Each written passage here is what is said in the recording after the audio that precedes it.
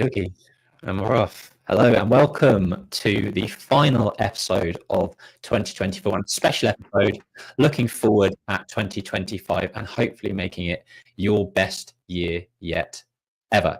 So in this episode, in this video, we are going to be talking about some actionable steps that you can take away for your own business to make sure that you are hitting the targets that you want to achieve. We've got some actionable templates that you can take away, that you can use, that we've used to build 6, 7, and 8-figure businesses and help us achieve our goals along the way. So if you're feeling stuck, if you want 2025 to be the best year yet and get off that hamster wheel of 2024, if that's how you felt it's gone, then this is the video for you. Hopefully we'll have you by the end of 2025 with your arms up in the air at the top of a hill, achieving all of the goals that you set out now, ready for the new year. So without further ado, before we jump into things, people that set goals don't just want to dream big and just hope that they happen.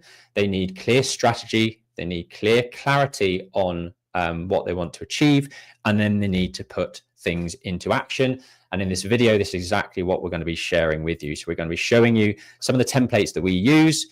And an interesting stat that I read just a minute ago was that people that write down their goals achieve them more. 42% of people that write down their goals achieve them. So that is a massive stat for people that just want to walk through life kind of without any direction or aim. If you write down goals, have a clear strategy in place, you are more likely to achieve them than those that don't. So yeah, make sure you're writing down your goals, and we're going to be giving you the templates for you to take away and set some clear plans of action for your own businesses.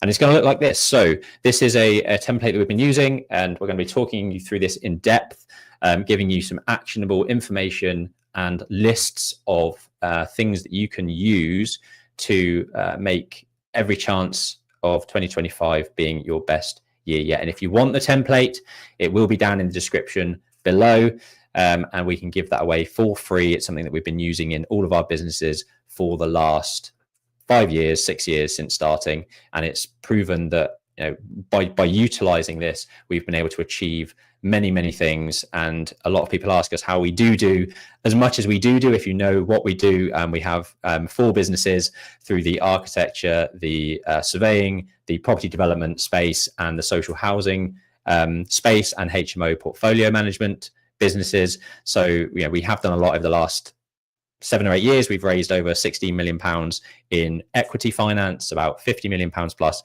in debt. We've now done, I think, about £4 million in service-based revenue across those businesses.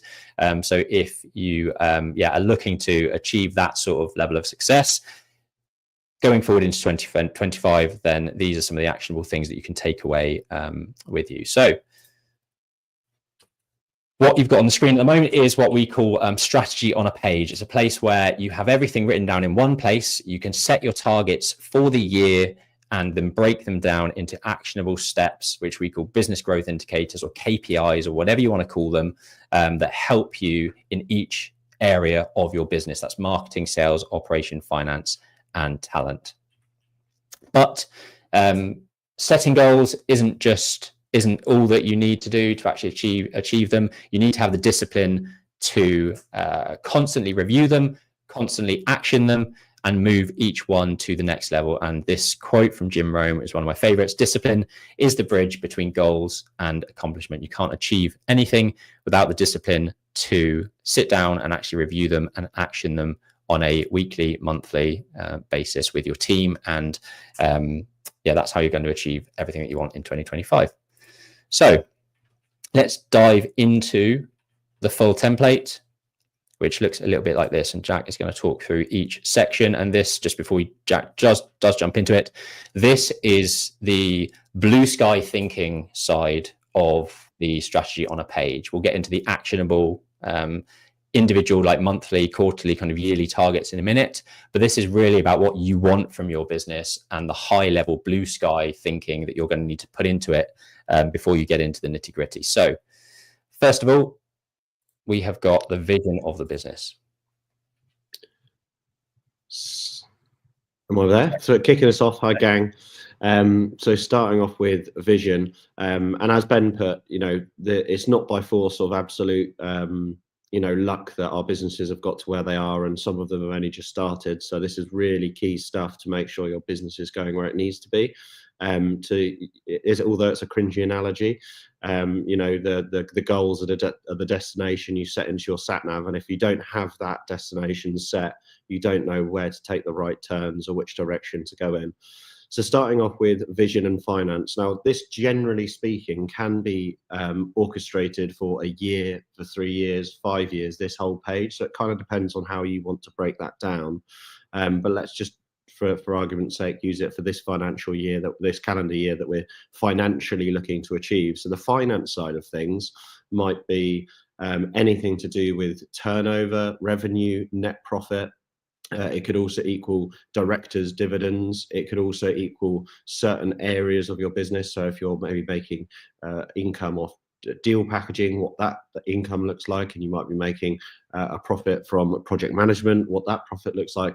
And it's basically the goal that where you want to be. If you could freeze in 12 months time and say, what are we generating in terms of financially, and what am I pulling out of the business as dividends, and what is my family taking out of the business, and what potential income the business may have. So that can be broken down in any shape or form. I would recommend that the best way to understand to put this in is probably turnover, net profit, and directors' dividends are the three main areas that I would say are the best to focus on. If you're in a service-based business, you might actually look at, by this time in 12 months, we want to be hitting £50,000 in revenue per month, as an example. That might equate to a £5,000 per month net income, and you might want to take £2,500 per month as a director's dividend. Anything to add to that, Ben? No, I think that's pretty bang on. I mean, like you say, this could be a 3-year goal. This could be a 10-year goal. This vision piece is really kind of what you want from from your business. So the time frames are really up to you. We typically would look at on like a 3-year type horizon, because I think generally anything longer than that is a little bit too far away, and then 1 year comes around way too soon. So 3 years feels like quite good balance. Yeah. And when you're thinking about these areas of what you want to achieve, because it is blue sky thinking and subjective to where you want to be, I would recommend you also think in tandem, what do you need? Because it's often people have dreams of other people's dreams. So as an example, on the Goldman Sachs program, the amount of people that got up and did their pitch and wanted to hit the £1 million mark revenue. And I was like, why is everyone coincidentally wanting to hit £1 million revenue? And it was just because that's the figure that's like the big target goal to hit. Whereas a lot of people in that room may not have actually needed to hit 1 million, and some of them might need to hit more.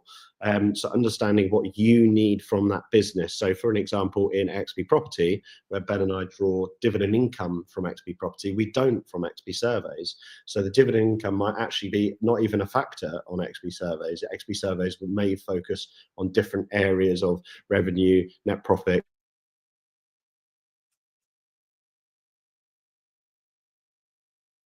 Oh, looks like Jack's cut out. He will be back. Yeah, I mean, from a financial perspective, you're running your own race, so don't forget that it is really what you want. And I think Jack did a little piece a couple of weeks ago on personal financial goals. So actually, what do you need to live? What is your bare minimum that you need to get by?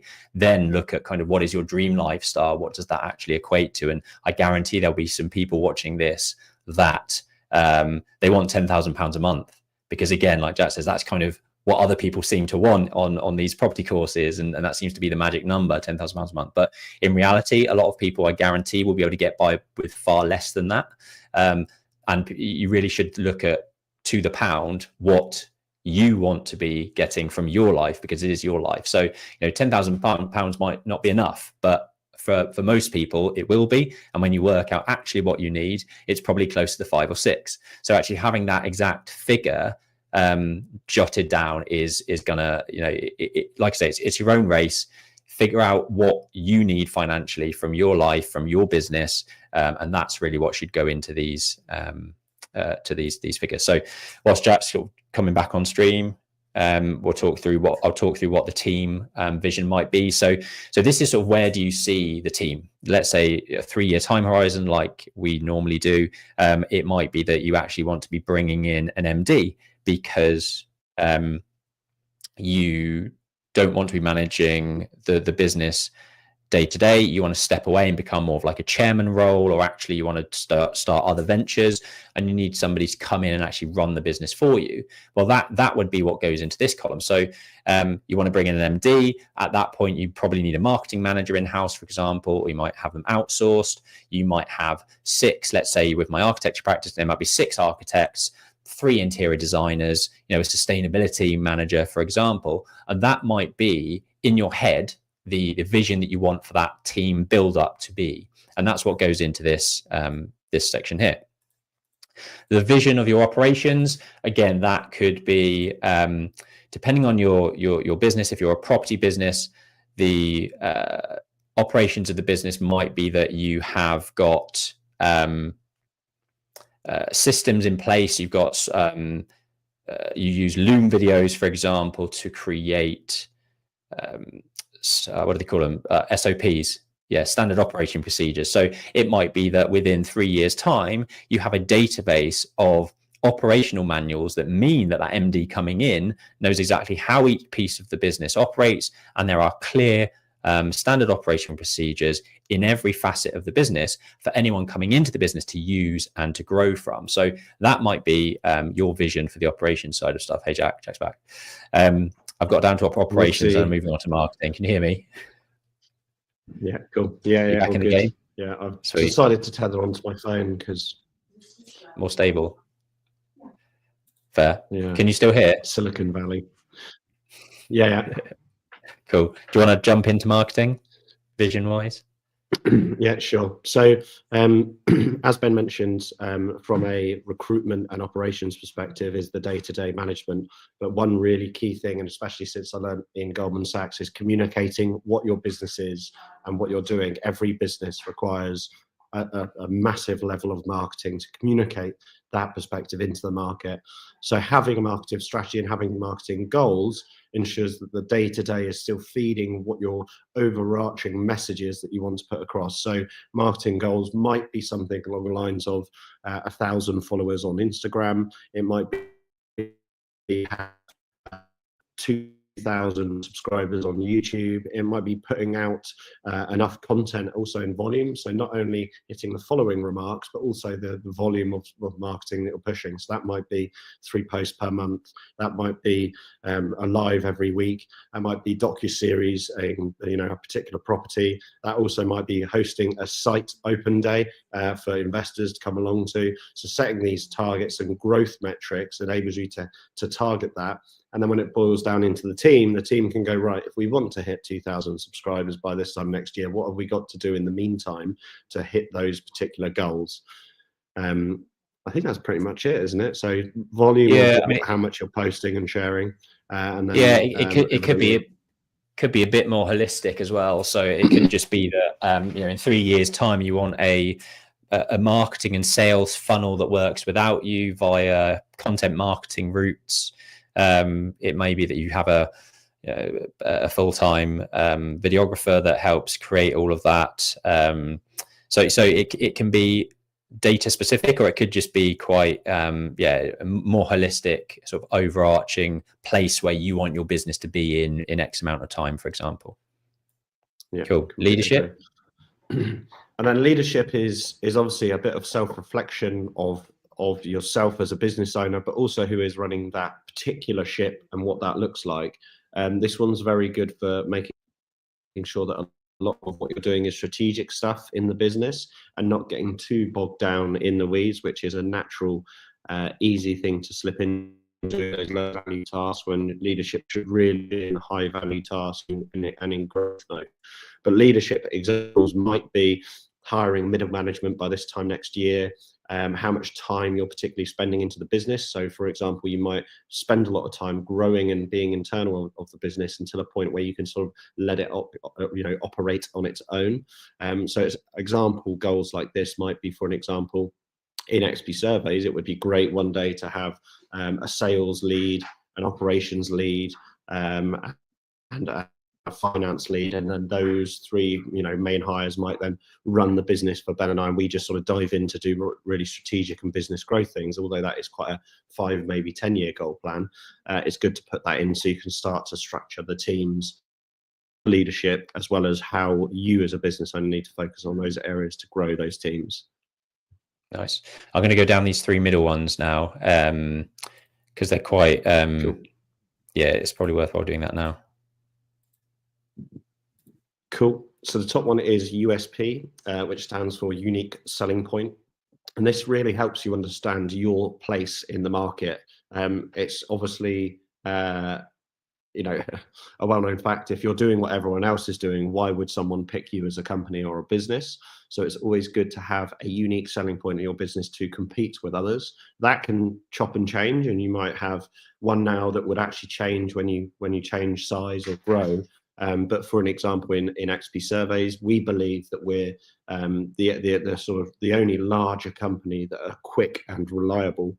Whereas if you have a one-man band, they might get booked up and not be as a quick turnaround from that perspective. So we're targeting people that are willing to spend the good value ticket size to make sure that they get their surveys quickly, which is our unique selling point. That shouldn't change as we grow. So that's what I would put in there for you, unique selling point for XP Surveys. For an example, in XP Property, if we're communicating with clients or investors, our unique selling point might be that we're a very niche SME development company that are growing. There might not be many other companies out there like us that people can sort of collaborate via investment with us, and that's how we're unique in the market space. Anything else to add on USP, Ben? No, I think you nailed it. Space. So once you have a unique point, where do you sell it and push it and market it is really key to understand the market space. So the market space is essentially where you're is basically where you're operating within the market space. So for XP Surveys, that is in the architectural design and planning realm and construction realm. So we need to know what sort of area we're targeting to communicate with. As far as XP Property, our market space is probably downsizers, first-time buyers, buy-to-let investors, and the actual stock that we're selling in the market. Anything else to add, Ben? No. That's I right. might hop onto the Wi-Fi link and see how it's getting on. Yeah, and then company promise. Is it? You're a bit jumpy with your the Wi-Fi's a bit. Yeah. Do Let me finish promise, off company promise, and I'll hand over to you. And then so company promise. What we haven't actually mentioned here is not only are these goals really good for you to get clarity, broadly speaking, in your business, but imagine if your management team or your staff could look at this and check in themselves to understand that message. You always want your team to cut their arm off, then be bleeding the sort of values and the core goals of the business. And the way that you can easily do that is with this strategy on a page. It's very clear where the business is going, and it's very clear what that would look like. As far as a company promise goes in XP Surveys, we always say we're the measurement people. That's what we're accurate with. We like to think that we are the best out there for measuring stuff and producing those drawings. So that's what we're good at. Leave that part to us, and you guys can just go on with the construction or the design plan. So our company promise in XP Surveys is speed, reliability, and accuracy. Then those sort of 3 areas of our company promise in the market will actually feed into every day-to-day surveying, and our team really understand what we're delivering. Coincidentally, I actually was speaking to our business development manager the other day, and he said to me that he was having a chat with someone else internally and used those 3 company promises in their internal conversation. So it's almost like we've got this vision and it's being bled into internal conversations without us being present. And the BDM said that he was chatting to us and said, these are the 3 things that we need to be known for. We know how can we do that if we're doing X, Y, and Z. So it's just an example that once you get that clear that clarity and clear goals in front of you, it's also then bled through the team so that everyone else is on the same page. I'm going to jump ship now, see how we get on. Cool. See you in a bit. Cool. So then comes the purpose of why are you doing it? Why are you building this business? Why are you growing the business? Why are you doing it for you and the team and the business itself? And that comes down to 5 different areas. You've got the passion. The passion purpose may be that it's just something you love. From a property perspective, from an architecture perspective, I love all those things. So that's why I'm in the space. I love building things from scratch, taking something from nothing and making it look amazing. So the purpose of my reasoning for wanting to do the types of businesses I do is that I love them. That is my passion for the space. What's the service offering? So what services are Ben, you're muted. It'll probably go back onto your. I'm stuck here. I keep touching my microphone. That's the other one. So I'll crack on with service. So service is actually very similar to sort of your USP. It's what you're delivering into the market space. So it's your product. So in XP surveys, our product is measured building surveys, topographical surveys, essentially delivering measured surveys to the market. Whereas in XP property, our service might be an apartment or a house, or also might be an investment. It's what you're pushing out into the market. Ready, Ben? Yeah. Do you want me to do opportunity? Yeah, you can do opportunity. Nice. Cool. So yeah, opportunity for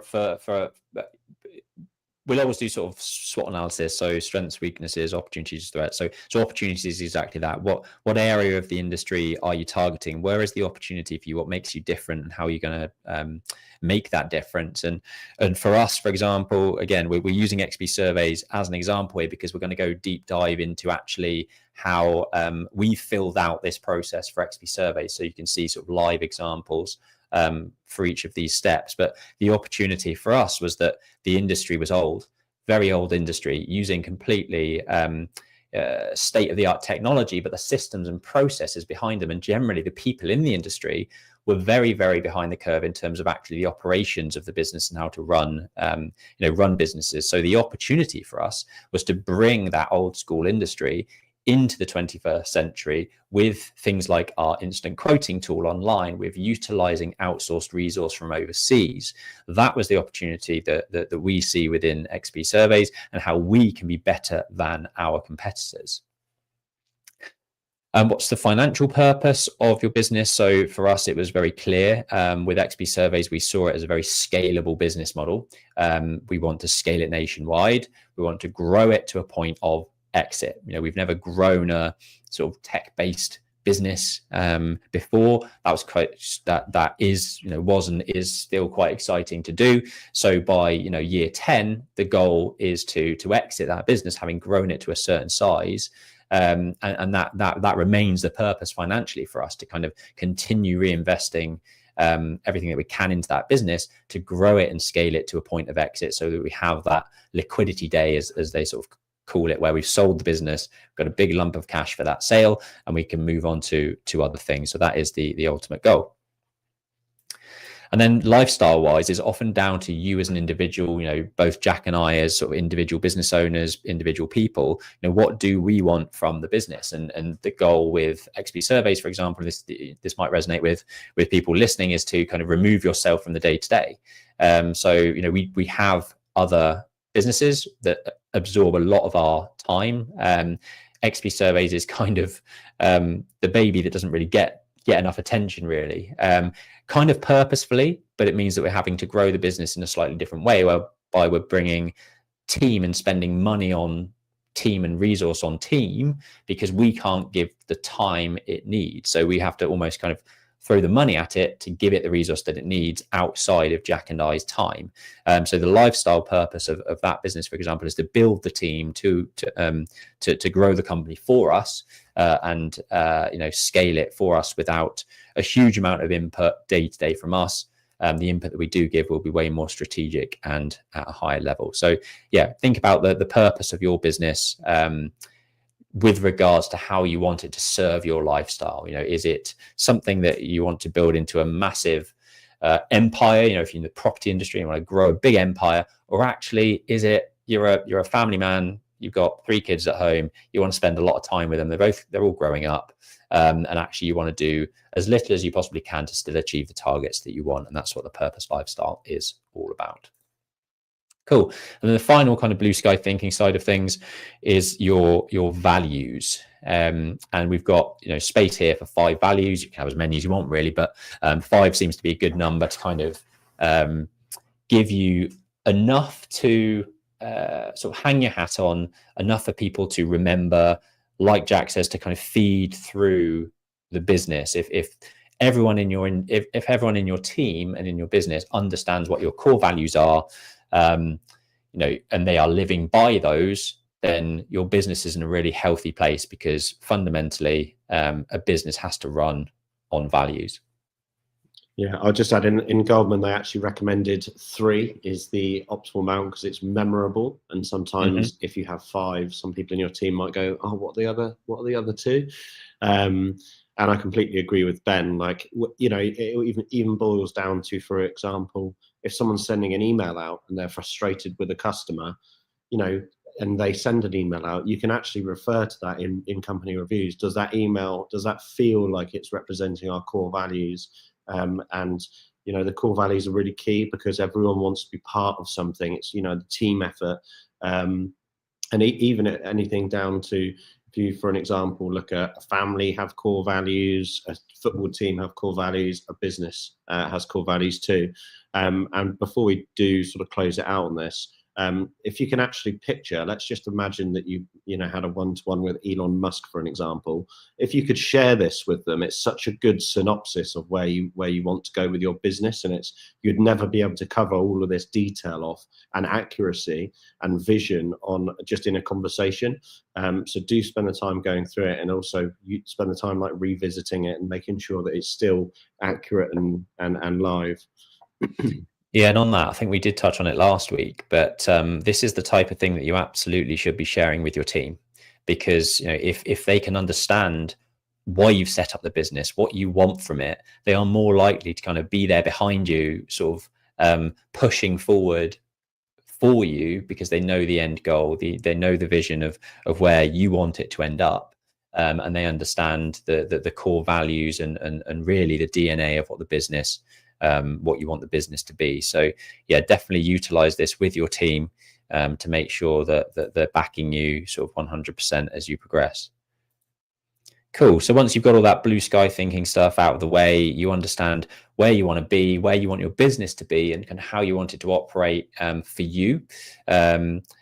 Actually, then the more tangible actions, targets, are really where you start to break things down and start to get momentum and see change on a monthly basis, because you are tracking things on a monthly basis to get you to those targets.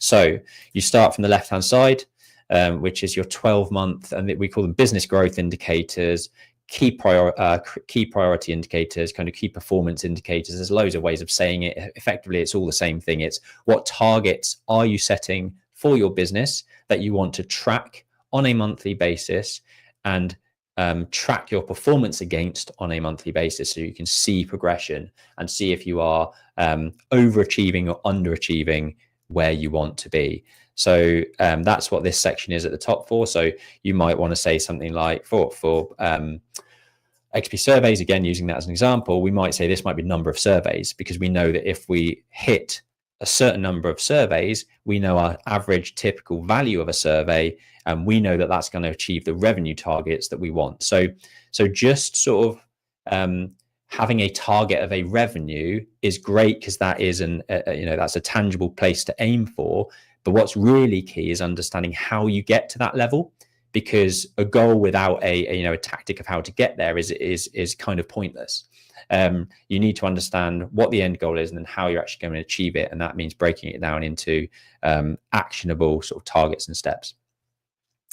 And then, so that's your 12-month BGI. So this might be your bigger. This year, we expect the company to make £1 million revenue, for example. We expect to do 60 surveys. We expect to do a net profit of X. We expect to have an average lead time of output from survey through to output of 7 days, for example, which is the sort of targets that we look for in XP survey. So that's what goes up in these target areas, which is like your KPIs. And then down below, this is more about key actions on a strategic level that is going to nudge your business forward as much as possible within that month. And it's broken down into the 5 areas of any business. So all businesses will have these 5 areas. There's some other ones that I see, for example, in the property entrepreneur thing that I'm part of, they have also product in there as well. So actually they don't have talent, they have product. So actually thinking about what is the business product and the stuff that you're selling, the product that you are selling. But I like these ones because I think talent and HR is obviously a massive part of any business. Building that team to help you get to where you want to be is so fundamental. So marketing, sales, operations, finance, and talent are your 5 key areas. And then what you're going to do is break down the key actions that you need to take to achieve the KPIs at the top. So if your KPI is a certain number of surveys, well, how many sales do you need to, how many inquiries do you need to get in order to achieve the number of surveys that you want to create or number of sales that you want to create? So starting with a 12-month breakdown, then looking at more of a quarterly view, and then actually looking at the month-on-month performance. So what key actions in this month in marketing are you going to need to action to get you to the level of targets that you're aiming for? Anything else you wanted to add on this one, Jack? Yeah, I mean, just to how if you can understand what you need to achieve in 12 months and dissect it down, this is just technically dissecting it into quarters, which is your quarterly target, and then monthly, which is your monthly target. So you can sort of ensure that you're hitting your trajectory. And it's the big difference between the big sky thinking goals and the actual day-to-day delivery. So to give you an analogy or an example for this, is I watched a documentary on Eddie Hall, the British strongman, and his goal was to be the strongest man in the world. But what does he actually have to do every day? He doesn't just manifest that in his head. He has to do every day. He's got to do a cold plunge every day. He's got to get into an oxygen chamber every day. He's got to go to the gym. So that they're his like almost accountability targets of doing the activity, but then also within the activity it dials down a step further. So he needs to be lifting 250 kilograms above his head. So if you work that back, he knows exactly each week, every time he goes to the gym and does the shoulder press, how much he's incrementally got to get that weight up by reps and weight. So it's incrementally breaking it down so that this big scary goal that you don't know how to exactly deliver is bite-sized down so that every week you have a clear action plan and you know exactly what you're doing. And that's often what happens with business owners. We're all blue sky thinkers. We're all dynamo personality, where we're always thinking about what's next. And actually, when I spoke to Daniel Priestley, he said he is the biggest problem in his business because he gets so distracted. He's like on to something new. Whereas if you have that roadmap ahead of you of like, right, this month, this is what we need to achieve. The team are all on board, get on board with delivering that. You need to then obviously reassess progress and what needs changing and tweaking. But that accountability internally is really, really important. And it seems quite overwhelming, all of this stuff, but actually when you break it down, it makes your life so much easier to track your month-to-month improvements and changes and really like get into the niggles of the problems and where the business is and massage those out to achieve the goals. Nice. Should we go through like a live example? Yeah, sure. Through the XP surveys one. Don't know if I can increase the size of this. Bear with me. If you press controls, yeah, that's zoomed. Cool. Cool. So you can sort of see on the left-hand side, this is all that blue vision stuff at the start, your vision, your purpose, your values within the business, your USP and market space and company promise.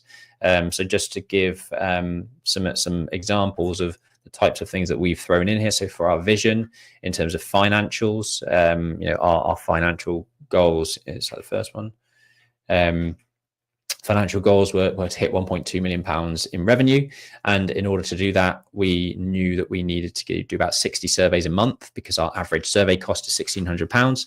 So without knowing that, you're not going to be able to plan for what your targets need to be. In order to achieve those 60 targets, because we knew at the time, I mean, at the time actually of doing this last year, I think the figures are slightly different now because we've got more data to base it on. But to hang our hat on something as a target is something that you're going to have to do. So we thought, right, 6 surveyors with an outsourced team to optimize and process the back end, because we thought 6 surveyors on the ground could probably do 10 surveys per month each, and that helped us get to our 60 surveys per month total, which would mean a 1.2 million pound revenue. So yeah, these are the types of financial things that you can put in your vision, and we did do just a yearly vision actually, looking back, rather than a 3-year vision. From a team perspective, in order to do that, we felt like we needed a business development manager, somebody in the business administration process, 6 surveyors, a marketing manager, and then an outsourced resource CAD technician, 2 of those. So that's some sort of overseas or well, UK based as well, I guess, CAD technician, and then a database of outsourced surveyors. So I mean, you can see things on the screen for those that are listening on the podcast. It's obviously way more of a visual video podcast today, so do get over to YouTube, make sure you subscribe, and actually you can look at the templates that we are providing here to help you kind of have your best 2025 on record, and set clear goals that are achievable, and break them down into actionable steps that you can sort of start chipping away at. Anything you wanted to run through on that blue sky stuff, Jack? No, not particularly. Obviously, a lot of this data is kind of almost like a carry on from something else. So, for an example, if you want to hit a certain amount of revenue, that doesn't just happen. You might then need the resource to implement that.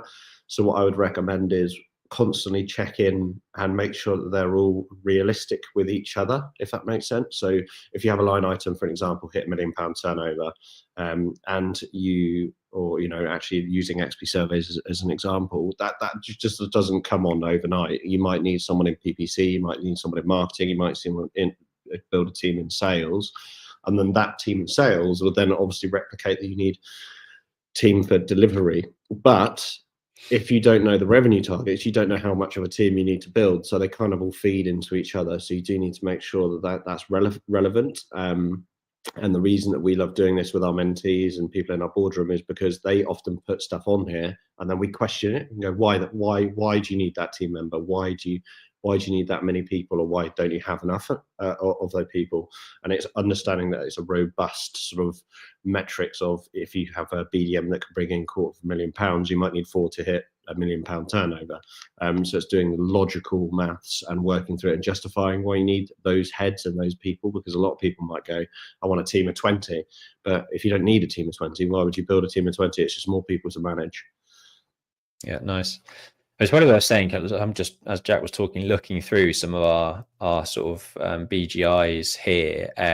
This vision was from last year. Now, you might need to pivot that as things progress, and we clearly did as the year progressed, based on actual performance of the team and where we were hitting. I think we were way too ambitious to kind of hit the sort of revenue and targets that we were aiming for. So sometimes you do have to pivot and readjust your expectations if the reality is a lot different. I mean, we've averaged a lot lower in terms of our revenue expectations and our number of surveys per month because of the performance of where we were at. So yeah, don't be afraid to kind of set the vision, and if you need to pivot, make sure that you are pivoting with sort of realistic figures. I think it's probably worth, I think most people understand kind of KPIs and how to kind of target them and what to set for your business. I think the difficulty comes then when you look at start looking at the key actions, and this is probably worth us going through. Let's look at our quarterly strategy, what was for November last month for the marketing, sales, operations, finance, and talent of the business. So key actions for that sort of quarterly marketing area was for reviewing the best click rates on our mail shots, newsletters, so we could understand what gets the best reaction from our clients. We can then take some of the best parts from the highest performing click rates and actually push that into the next one and try and replicate and improve every time we do it by 1% to try and get more reach, better engagement, more click-throughs, etc. So reviewing that was one of our key targets, and then reaching out to our top clickers so we can actually see who via our CRM platform who clicked the emails the most, and then obviously they are more engaged followers, so why not reach out to them? So that's a really high priority, high valuable task that we can be doing within that month for marketing. Looking at some other stuff, so reviewing our spend by customer, stroke gift incentives. So when architects work with us a number of times, for example, we want to give them a what is James Sinclair called it? A customer cuddle. Customer cuddle. Give them a customer cuddle. Come here, you. So we've got to make sure that we're treating our customers well, and that we are doing things differently, because I guarantee there's a lot of other providers that aren't doing the stuff that we're doing, and we will be front of mind because we gave them a box of chocolates or randomly sent a gift voucher to their office, for example. So these are all things that when you're in the nitty-gritty day to day, like running around like headless chicken, you don't take yourself up and give yourself that helicopter view of the business, and that's really where all the creative good ideas come from that are more strategic. They can have massive impact on your businesses, more so than just doing the day-to-day over and over and over. Any of these take your fancy, Jack, in terms of sort of explaining, going into more detail? Yeah, I'd crack on with sales. Just chronologically going down from marketing. So obviously sales goals are super important and actually probably the most tracked, especially if you work in a sales office or a sales environment. And the way that these bite-sized pieces are broken up is it's basically, if you want to hit the revenue target in here, which we've got over $1 million, we need to understand exactly how many basically sales we need to do per month and what sort of revenue we need to do per month. But the key actions are, how do you get to that revenue amount? So we've got metrics for BDM to pitch. So it's understanding how our business development manager can pitch our speed to existing clients and pushing that USP, which we've already touched on. The targets for outreach for the business development manager, obviously in a business development sales role, it's kind of their job to be out hunting the streets for work, and we actually have our BDM incentivized and paid on gross revenue, so their targets are set for what they want to hit per quarter, and they actually know what they need to hit per quarter. But we might actually do a review with them and say, how are you going out, what's effective, what do we need to put into our quarterly strategy? And that might be run our own event, that might be visit particular offices. This particular one, as an example, is Ben and Jack trip out with BDM in June and July. So what we did is BDM went out with Ben, BDM went out with me, and that business development manager could see how we pitch our own company and our own business. And obviously the compounding value of that the next quarter is there's relationships. The BDM might understand a little bit more about how we're operating as a business, as well as growing those relationships, and then can carry their sort of own message on from a sales perspective. So these are almost like target actions that a salesperson needs to be doing and thinking about and hosting events and putting on to achieve the actual metrics of revenue that we're targeting. Yeah, nice. I'll go through one of the operations ones because I remember it being very, very, again, high value task. So a really key action to do to push the business forward. And that was actually reviewing the drawing speeds of our team. So fundamentally, we're all about efficiency within XP surveys. If the team aren't outputting fast enough, every hour that goes over the allotted time, for example, is chipping into profit margin. So unless they are delivering quickly and efficiently, we are potentially, if it goes way over budget, which some of them do, we are losing money on those projects. We are paying the client to do their work. That's obviously not a good position to be in. So for me, reviewing the drawing speed of the team allows me to change our pricing model, because our pricing model is all based on speed of output. And if we are actually not delivering to the speed of output that is going into our pricing model, then we're just doing ourselves massive injustice. We're not charging enough, and therefore we're not, we're potentially leaving a lot of money on the table, or even loss making in certain situations. So reviewing drawing speed was a key action for me that month. I mean, hopefully that people, if you're tuning into this, you get a good feel of each of the areas and what key actions you might need to be doing in your business in marketing, sales, operation, finance, and talent to kind of get you through to the next stage. One thing that we do to track all of this stuff is utilize customer relationship management tools. So we use HubSpot within XP Surveys. I've used MailChimp within Aura. We're just moving over to Zoho in Aura. What other ones we use? I mean, there's plenty out there. HubSpot is a great free tool and gives you a certain amount of functionality. But as soon as you start getting to the levels of what you actually really want as you grow, they start charging an absolute fortune. So just do be careful. Their system is fantastic.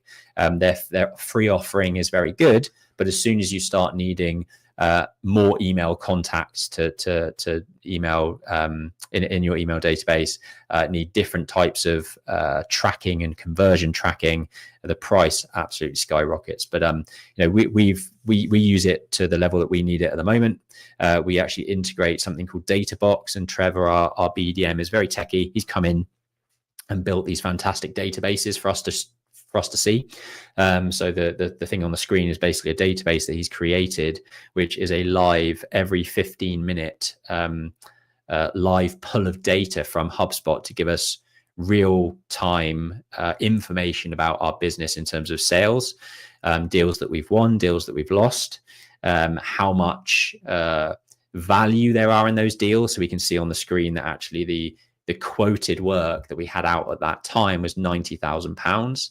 And our average deal over the last quarter in terms of average value of survey was £1,800. Now, really, really useful data for you to use. We can then take that away every month. We'll be reviewing this information, seeing how we're performing based on the previous sort of rolling quarterly information. This is the type of thing that every single business that you run should have, and we're at the moment creating this with Aura, so we can see exactly how many deals we've closed, how many quality inquiries we've got through, what the value of those inquiries have been, what's our closing rate, and all really, really useful stuff that I just think, and it looks great in this data.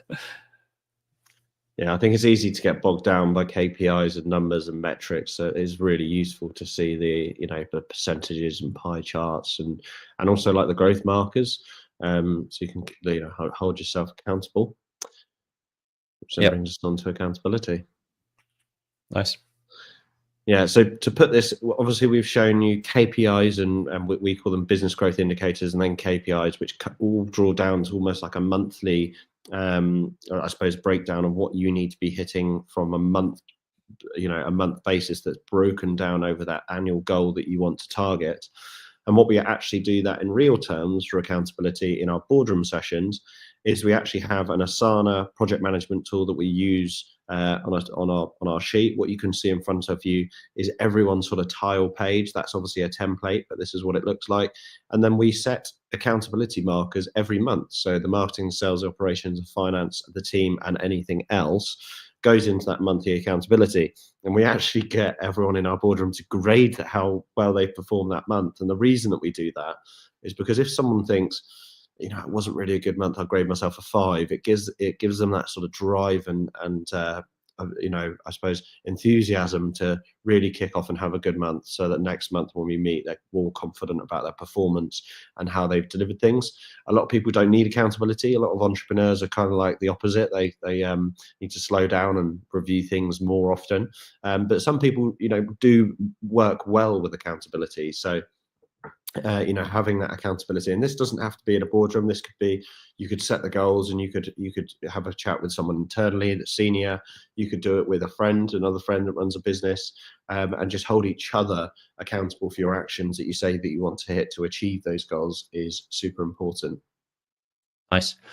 Cool. If you have enjoyed tuning into this, we are doing a live webinar to start or scale your property business in 2025. It's one we did one about 2 or 3 weeks ago with Tyler Newman, and we've got another sort of hour and a half session, including half an hour of QA on Monday, the 6th of January 2025.